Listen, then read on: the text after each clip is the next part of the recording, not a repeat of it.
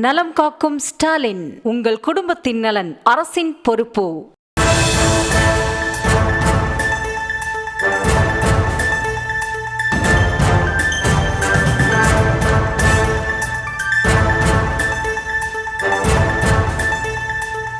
அண்மை செய்தியாக பார்த்திருக்கிறோம்.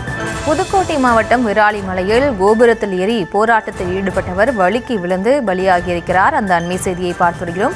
இது தொடர்பான மேல் இவர்களோடு இணைகிறார் எமது செய்தியாளர் பசுபதி. பசுபதி, வணக்கம். இந்த போராட்டத்தில் அவர் ஈடுபட என்ன காரணம், முழு விவரம்? பிரியங்கா, வணக்கம். அதாவது நம்ம புதுக்கோட்டை மாவட்டம் விராலிமலை மலைக்கோவில் கோபுரத்தில் ஏறி போராட்டம் நடத்திய சமூக ஆர்வலர் கீழே இறங்கும் போது அந்த பொம்மையை பிடித்து இறங்கும் போது வழுக்கி விழுந்ததுல உயிரிழந்திருக்காங்க. புதுக்கோட்டை மாவட்டம் விராலிமலை முருகன் கோவில் சுற்றி உள்ள ஆக்கிரமிப்புகளை அகற்ற வேண்டும் என்ற கோரிக்கையோடு இன்று தேசிய கொடியுடன் காலை 7 மணி அளவில் நம்ம விராலிமலை முருகன் மலைக்கோவில் கோபுர உச்சியில் ஏறி போராட்டம் நடத்தியவர் ஆறுமுகம். இவர் வயது 44 ஆகுது. இவர் ஒரு சமூக ஆர்வலர். நம்ம விராலிமலை ஆக்கிரமிப்பு நிலங்களை அகற்ற கோரி பல்வேறு போராட்டங்களை செல்போன் டவர்ல இந்த மாதிரி உள்ளிட்ட பல்வேறு போராட்டங்களை நடத்தினாரு.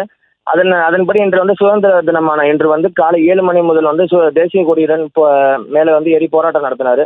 அப்போதைக்கு பல்வேறு கட்ட பேச்சுவார்த்தைக்கு பிறகு கீழே சமாதானமாக கீழே இறங்கி பேச்சுவார்த்தைக்கு நடத்த முயன்ற போது அந்த பொம்மையை பிடித்து இறங்கும் போது அந்த பொம்மை கால் வழுக்கி விழுந்ததுனால கீழே ஒரு 350 அடி உயரத்திலிருந்து கீழே தவறி விழுந்து மண்டையில் அடிபட்டு உயிரிழந்திருக்காரு.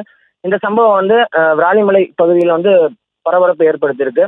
பின்னர் அந்த ஆறுமுகத்தின் உடலானது நம்ம விராலிமலை அரசு மருத்துவமனையில் இப்போதைக்கு தற்போது வச்சிருக்காங்க. இது குறித்து விராலிமலை காவல்துறையினர் வழக்கு பதிவு செய்து தற்போது விசாரணை நடத்தி வராங்க. பிரியங்கா,